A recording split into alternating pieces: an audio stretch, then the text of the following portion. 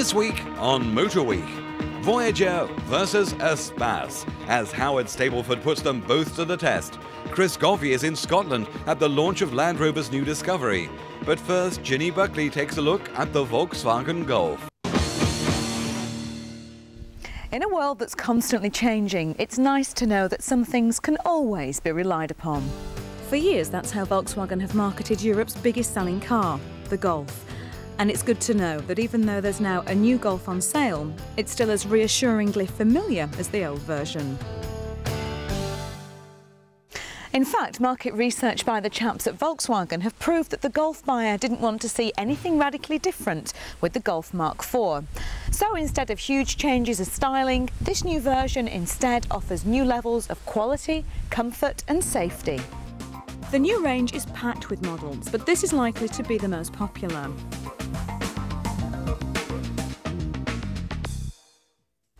This is the petrol 1.6 version with more power and better fuel economy than the old 1.8. This 100 brake horsepower unit has already had a very successful outing in the Audi A3, and there's no reason why it shouldn't be just as popular in the new Golf. This is the SE version and it'll set you back £14,820. Now in the looks department, glamorous and exciting, it isn't. But that means that it's got the kind of looks that would appeal to just about anyone. The differences on this new version are subtle. The angle of the windscreen, new headlights, changes to the bumpers. The whole thing is evolutionary rather than revolutionary. Inside here, however, it's a very different story. VW have gone all out for quality. The new Passat really made headlines for that, and the Golf doesn't let it down. Volkswagen, you see, have a group purchasing strategy. This means that all their cars right across the group share certain components. That means VW can buy them in huge quantities, which makes them cheaper. So they can afford to make the interiors and the components of a very high quality, meaning you get the kind of luxury you really wouldn't expect in a car of this level. Just take a look at all this. A very classy choice of interior upholstery, chrome door handles, dampened interior fittings, beautifully engineered cup holders in both the front and the back, a backlit blue instrument panel with red needles, a top-class factory-fitted stereo, and, paying attention to the minutest of details, look at the way the ties for the parcel shelf roll back into place when they're not in use. Yes, the inside of the new Golf is without doubt a most pleasant place to be. You instantly feel at home in here. The seating position is very comfortable and the seat adjusts to just about every position imaginable. The steering wheel also adjusts for both height and reach. And generally, because Golf Mark IV is a much larger car, most of the benefit is felt in here. There's plenty of space, quite a lot more than before, for both the driver and the passengers. First impressions are that it feels a bit sluggish when pulling off. But build up the revs and you'll find the 1.6 has a good mid-range and a surprisingly punchy top end.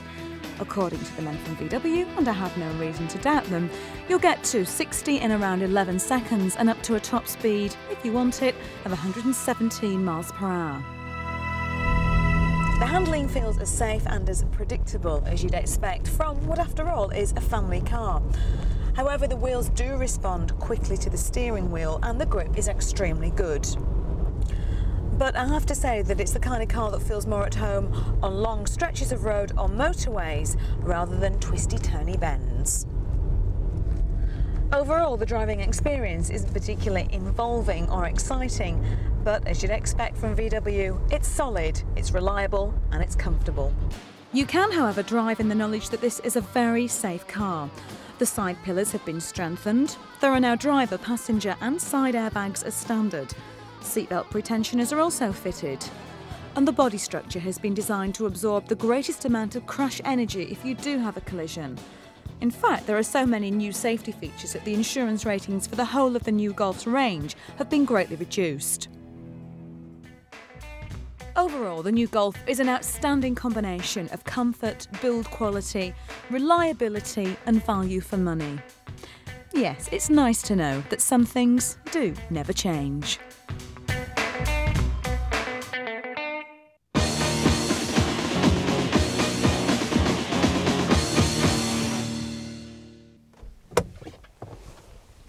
a deserted Highland glade in North Scotland. The perfect setting, you might think, for Land Rover's new discovery. Monarch of the Glen, master of all it surveys, or so the advertising and marketing hype would have you believe. Actually, it's probably more at home dropping the kids off at school in Surbiton and going on to tackle the wilds of the Sainsbury's car park. But this is the mad 4x4 marketing scene, where reality takes a second place to the myth of off-roading. And you think by buying a vehicle like this, you're granted the freedom of the wilderness.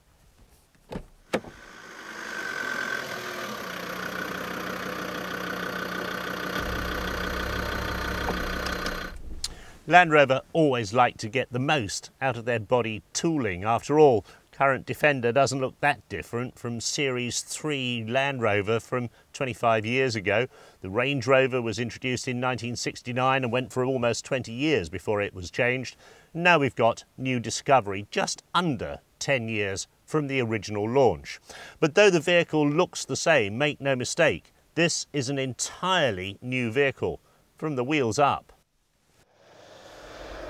New Discovery is longer and wider, with a wider rear track, and there's lots more space in the back for the 6th and 7th seats, which are now forward facing with clever headrests that swing down from the roof. Surprise, surprise, it's going to be more expensive when it launches in November, £25,000 to £35,000. But the major changes are under the skin. First surprise, under the bonnet there's a new diesel engine, and it's not a BMW. It's a 5-cylinder, 2.5 litre new diesel engine developing 136 brake horsepower and a massive 232 pounds-feet of torque. But more importantly, it delivers that torque really low down in the rev range. There's 80% available from just 1300 revs and 90% available from 1450 RPM. Now, you might think that's technical gobbledygook, but it's very important to Discovery owners who tow, because so many of them have heavy boats or caravans and horse trailers, and that means you can move away from rest without slipping the clutch or struggling with low range.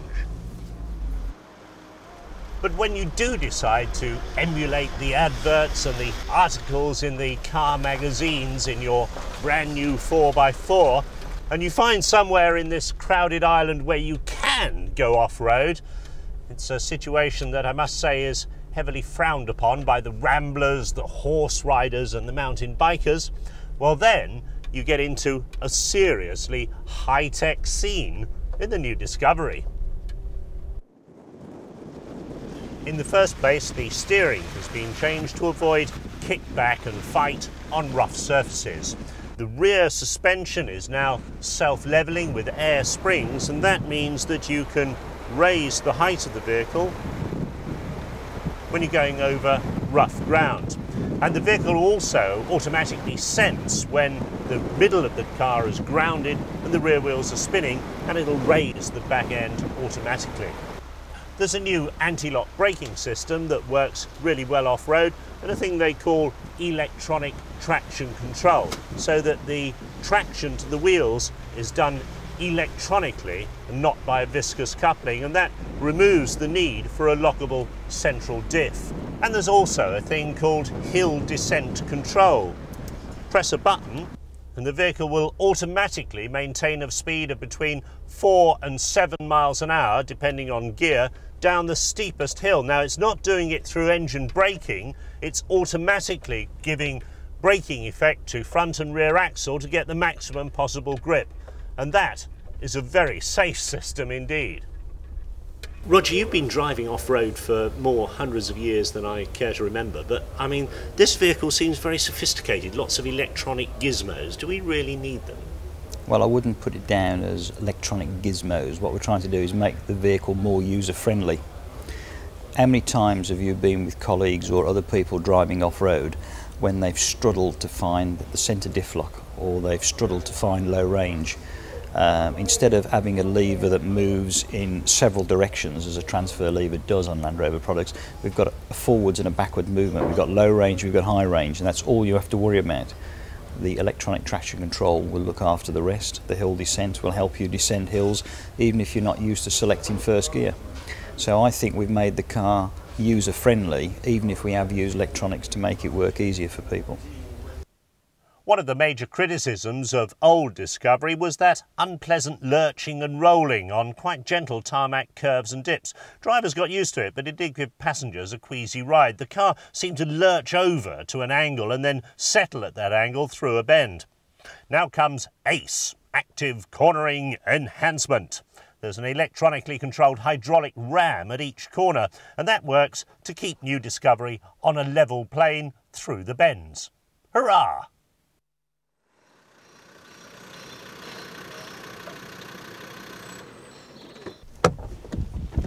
There's no denying the effectiveness of the electronic gizmos across country with the new Discovery, but for me the most impressive factor is now the way it performs on the road. At high speed it's very stable, and gone is the lurching and swaying that used to put so many people off. It's now a very sophisticated road car. Coming up after the break, it's Voyager versus Espace, when Howard Stableford puts them both to the test. And news of an astonishing warranty deal from Mercedes-Benz.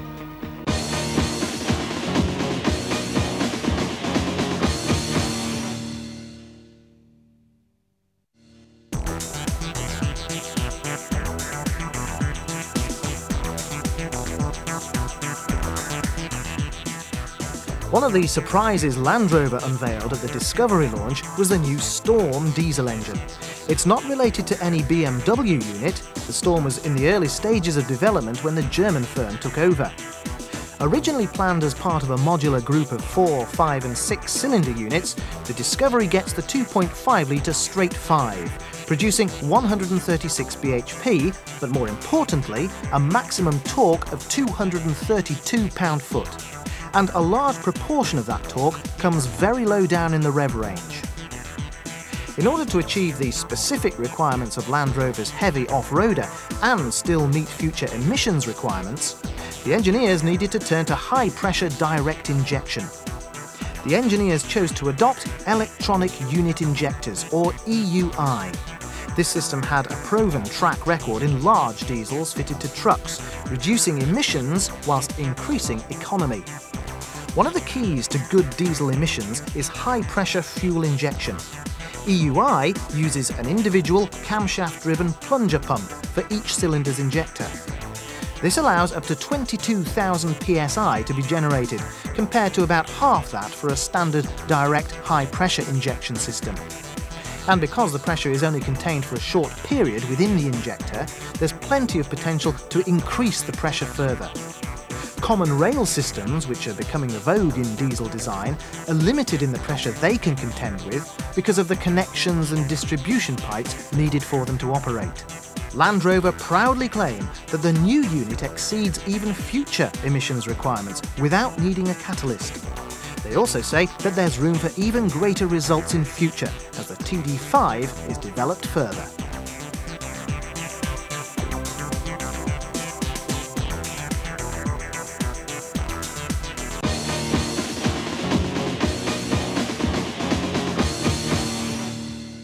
Jeremy Clarkson, who you might have heard of, once said that he'd rather have a vasectomy than an MPV. Well, a year ago, I faced the same choice, so here I am behind the wheel of my own Chrysler Grand Voyager LE. Plenty of space for an expanding family and the wedding tackle still intact. But a year later, was it a sound investment? And how does it compare with one of the newer kids on the block? This, the latest incarnation of the Renault Espace.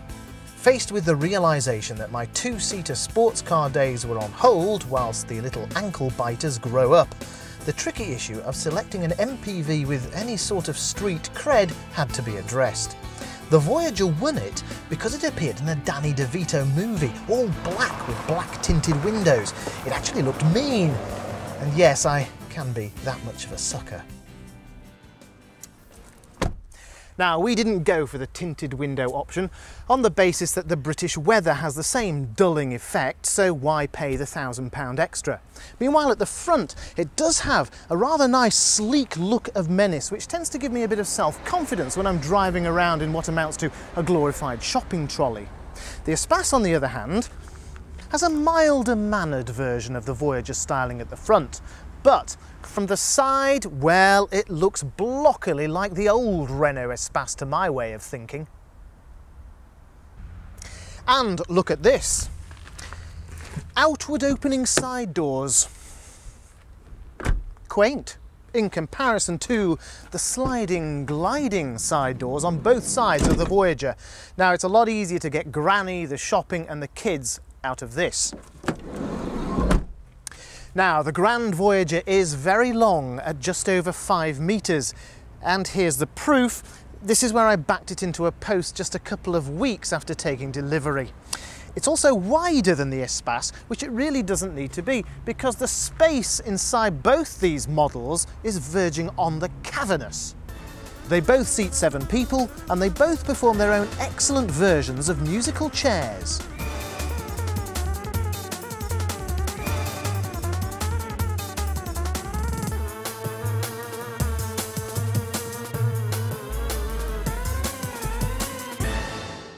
As for the interior experience, well, they're as different as American apple pie and French camembert. For instance, here in the Espace, the driver's position makes it feel like I'm somewhere in the middle of the vehicle. You almost have to hitch a ride to get to the windscreen. And as a result, the rear view mirror, I think, is too far away and the field of view is too narrow. But a big plus over the Voyager are these 2 enormous skylights, complete with their own net curtain arrangement. Très chic. Also, French styling calls for a vertically upholstered dash, which I must say gets a bit of getting used to, but because it's made of fabric, things do cling to it a lot better when it's going round corners, and there's acres of space to put things on. And I have to say, down here is the largest glove box I've ever seen in my life. The driver's seat in the Voyager, on the other hand, feels like it's where it should be, at the front of the car, within smearing distance of the windscreen. And it has tremendous visibility, both through the rear view mirror there and these side mirrors, which have a tremendous trick. There's a switch on the steering column here, which makes them shrink, so that you can squeeze through narrower gaps. Meanwhile, the information on the Espace dash is truly futuristic and veritably shouts the details at you in a rather fabulous day-glow orange. But the switches for all the controls are a bit fussy and fiddly, although they are at least easy to get at. Whereas the switches on the Voyager are simpler to operate, their functions are clearer, but they're dotted around all over the place, so that you really have to reach to do things like switch on the rear windscreen wiper or operate the radio. The big plus of the Voyager is that it comes fully loaded as standard. Air conditioning, of course, as it has been in American cars for about 40 years. Cruise control too, which really does help to lighten the load even on our stop-go motorways. Electrically adjustable seats and side mirrors, and of course another American essential, somewhere to put your ice-cold soda can. And look at this, Hollywood-style vanity mirrors, complete with spotlights to really show up those beautiful blemishes. Another good practical feature is that the rear side vents can be operated electrically from up here in the front, and that's missing in the Espace. Also up here, place to put your sunglasses and somewhere for your garage remote control. The diesel Espace also has a computer system, which for some bizarre reason doesn't tell you anything apart from the distance you've travelled. At least you can operate it from the stalk over here. In fact, most of the controls are on these stalks, which is extremely handy, or from this nearby Star Trek control comfort pod, which does things like the heating and the air blower direction.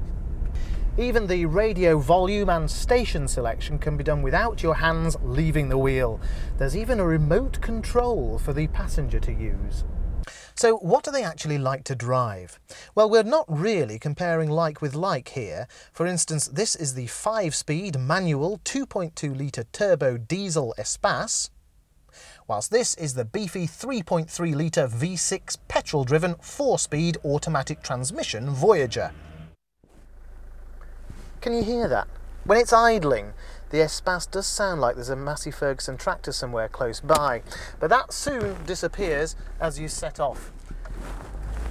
Now this 2.2 litre engine has plenty of poke so that you're not going to be too embarrassed at the traffic lights, and it cruises really comfortably at the top speeds. Now the great thing about MPVs is that the good ones are very relaxing to drive, and this is no exception. And because it has a diesel engine, you're getting reasonable fuel economy too, something like 35 mpg for a combined urban and rural use. Whereas the Voyager V6 is a bit on the thirsty side. Look at this, we're only getting an average economy of 18.8 miles per gallon. Having said that, the engine has plenty of poke, especially from a standing start, and it confuses many a coupe driver from the lights who think there's not going to be a contest. The engine is also extremely quiet all the way through, which means that you can hear the kids screaming in the back all that more clearly. The two cars are similarly priced, not surprisingly, from anything between about £20,000 up to £26,000. It's a lot of money, but they are both a lot of motor in every sense. In terms of value for money, I still prefer the highly spec'd Voyager over the Espace, but perhaps you'd expect me to say that, since I've already shelled out the accas for it. And to get my street cred back, I suppose I could always sell it, swap it for a nice old two-seater MG or something, and take out Jeremy Clarkson's cheaper option.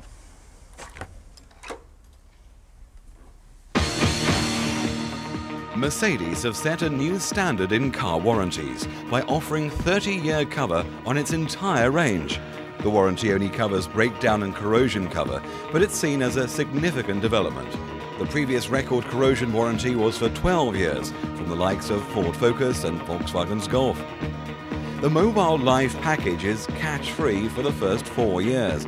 However, after this time period, the car has to be serviced regularly at an authorised Mercedes dealer. The most recent check must also have been carried out within 2 years of any call for breakdown assistance, potentially adding to the cost of ownership in the very long term. So, does this really give you value for money? It must be seen, though, as an important step towards a lifetime warranty, as well as giving potential buyers a great deal of confidence in the product. Motor Week will take a closer look into warranties in the near future and will report on how significant this latest development could prove to be.